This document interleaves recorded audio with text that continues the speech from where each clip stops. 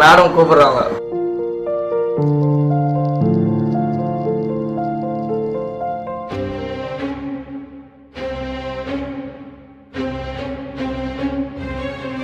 என்னவா இருக்கும்? தெரியலையே. போய் பார்க்கலாம்.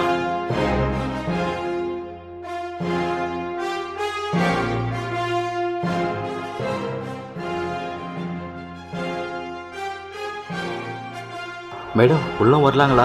வாங்க, உள்ள வாங்க.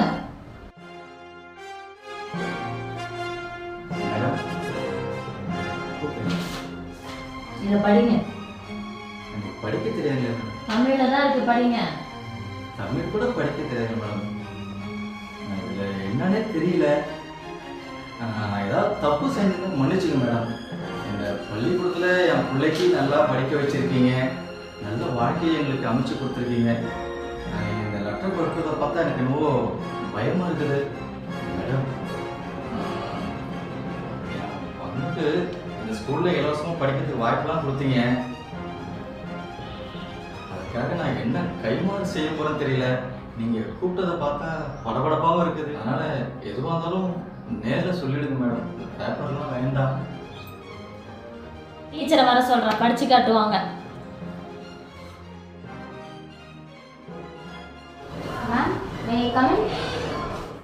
ஆர்த்தி உள்ள வாங்க. இதை கொஞ்சம் படிச்சு காட்டுங்க அவர்கிட்ட. நான் சேத்தியாத்தோப்பு கிராமத்தைச் சேர்ந்தவர். அந்த கிராமத்தில் மருத்துவ வசதியோ கல்வியோ இல்லை. அதை கனவில் கூட காண முடியாது. அதை கனவுல கூட பார்க்க முடியாது. பிரசவம் போதெல்லாம் பல பெண்கள் இறந்து போவாங்க. அதுல என் அம்மாவும் ஒருத்தவங்க. என்னை அவங்க கையால வாங்குற பாக்கியத்தை கூட அவங்க பெறல.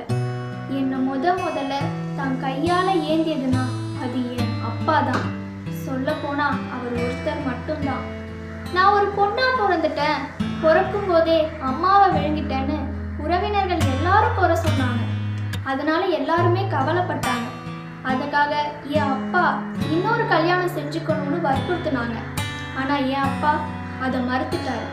என் தாத்தா பாட்டிலாம் என் அப்பாவை இன்னொரு கல்யாணம் செஞ்சு வைக்க சம்மதிக்க வைக்கணும்னு என்னென்னமோ விஷயம் எல்லா விதத்துலையும் முயற்சி எடுத்து அறிவுபூர்வமான விஷயத்தெல்லாம் கூட சொன்னாங்க. ஆனா என் தாத்தா பாட்டிக்கு ஒரு பேரன் வேணுமா, அதுக்காக என் அப்பா இன்னொரு கல்யாணம் செஞ்சுக்கணும்னு கட்டாயப்படுத்தினாங்க. அப்படி என் அப்பா இன்னொரு கல்யாணம் செஞ்சுக்கலனா அவரை ஒதுக்கி வச்சிடுவோன்னு சொல்லி பயமுறுத்தினாங்க. ஆனா என் அப்பா அதெல்லாம் கொஞ்சம் கூட நினைக்காம தயங்காம கையில சல்லி காசு கூட இல்லாம என்ன மட்டும் கையில ஏந்திக்கிட்டு இந்த மாநகரத்துக்குள்ள அவர் குடியேறினாரு. வாழ்க்கை ரொம்ப சிரமமா தான் போச்சு. ராப்பகல் பார்க்காம என் அப்பா கடுமையா உழைச்சி என்னை கண்ணு கருத்துமா பார்த்துக்கிட்டாரு. நான் விரும்பி சாப்பிட்ற சாப்பாட்டெல்லாம் திடீர்னு அவருக்கு எனக்கு பிடிக்கல அப்படின்னு சொல்லுவாரு. அதுக்கான காரணம் என்னன்னு எனக்கு அப்பா புரியல. நான் அந்த தட்டுல இருக்க ஒரு துண்டு சாப்பாடை சாப்பிடணும் அப்படின்றதுக்காக தான் அவர் அப்படியெல்லாம் சொல்லியிருக்காருன்றதே நான் பெரியவளா வளர்ந்ததுக்கு அப்புறம் தான் புரிஞ்சுக்கிட்டேன். அவர் சக்திக்கு மீறிய வசதியெல்லாம் எனக்கு செஞ்சு கொடுத்தாரு. எல்லா விதத்துலயும் எனக்கு துணையா இருந்தார். ஜிஎஸ்கே ஃபவுண்டேஷன் நடத்துகிற பள்ளி என் அப்பாவுக்கு ஒரு புகலிடம் கொடுத்து சிறப்பு செஞ்சிருக்கு. இன்னொரு மிகப்பெரிய விஷயத்தையும் அந்த பள்ளி செஞ்சிருக்கு. ஆமாம், நான் அந்த பள்ளியில் சேர்ந்து படிக்கிறதுக்கு கொடுத்த வாய்ப்பு தான் அது. அம்மானாலே அன்பு அரவணைப்பு அப்படின்னு சொல்லுவாங்க. அதுக்கு என் அப்பா பொருத்தமானவர் தான். அம்மானாலே இரக்கமிக்கவர்னு சொல்லுவாங்க.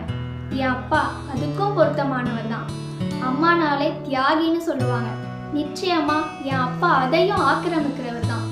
சுருக்கமா சொல்லணும்னா அம்மா அப்படின்ற ஒருத்தவங்களோட வடிவம் அன்பு, பராமரிப்பு, தியாகம், இரக்கம் இதெல்லாம் நான் இந்த உலகத்திலே என் அப்பா தான் மிகச்சிறந்த தாய் அப்படின்னு நான் சொல்லுவேன்.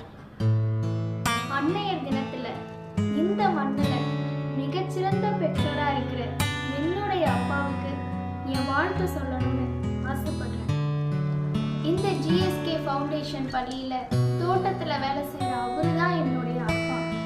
அவரோட பொண்ணு தான் நான் அப்படின்றத உங்களுக்கு சொல்றதுல நான் பெருமை அடைகிறேன். இதை வாசிக்கும் என் ஆசிரியை எனக்கு நல்ல புள்ளிகள் தரமாட்டார் என்பது எனக்கு தெரியும். ஆயினும் தன்னலமற்ற அப்பாவுக்கு ஒருவர் வழங்கும் ஒரு சிறிய அன்பளிப்பாக இக்கட்டுரை இருக்கும் என நான் நம்புகிறேன்.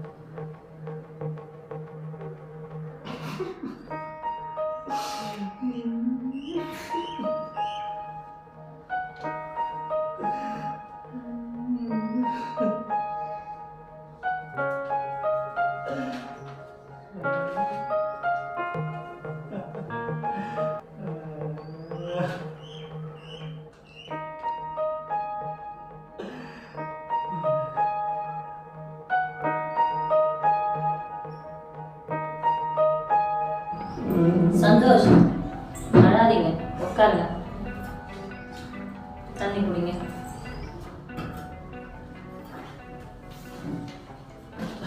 ஆர்த்தி, நீங்க கிளாஸ் போங்க. Okay ma'am. சந்தோஷ், உங்க பொண்ணு எழுதின கட்டுரைக்கு ஃபர்ஸ்ட் பிரைஸ் கிடைச்சிருக்கு. அன்னையர் தினம் தொடர்பில் எழுதப்பட்ட மிக சிறந்த கட்டுரை இதுதான். நாளைக்கு நம்ம பள்ளியில அன்னையர் தின விழா மிக சிறப்பாக கொண்டாட போறோம். நம்ம பள்ளியில நிர்வாகம் மொத்தமும் உங்களை சிறப்பு விருந்தினராக கூப்பிட முடிவு பண்ணியிருக்கோம்.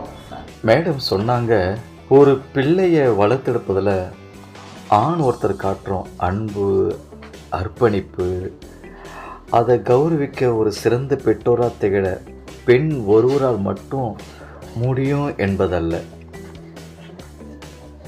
ஒரு ஆணாலையும் முடியும், அதை உலகறிய செய்யணும்னு தான் எங்கள் பள்ளி நிர்வாகம் முடிவு செஞ்சிருக்குன்னு சொன்னாங்க. மேடம் கடைசியாக ஒரு வார்த்தை சொன்னாங்க, சந்தோஷ், நீங்கள் பூங்காவை மட்டும் பராமரிக்கலை, உங்கள் வாழ்க்கையிலேயே ரொம்பவும் விலை உயர்ந்த ஒரு அழகிய பூவை பேணி காத்து வளர்த்துருக்கீங்க. உண்மையிலேயே நீங்கள் தான் உண்மையான தோட்டக்காரன். ஜிஎஸ்கே ஃபவுண்டேஷன் ஸ்கூலுக்கு உங்களை மாதிரி ஒரு பெற்றோர் கிடைச்சதுக்கு இந்த பள்ளிக்கூட நிர்வாகம் தலைவணங்குது. நாளைக்கு அவசியம் கலந்துக்குங்க சந்தோஷ் அப்படின்னு சொன்னாங்க.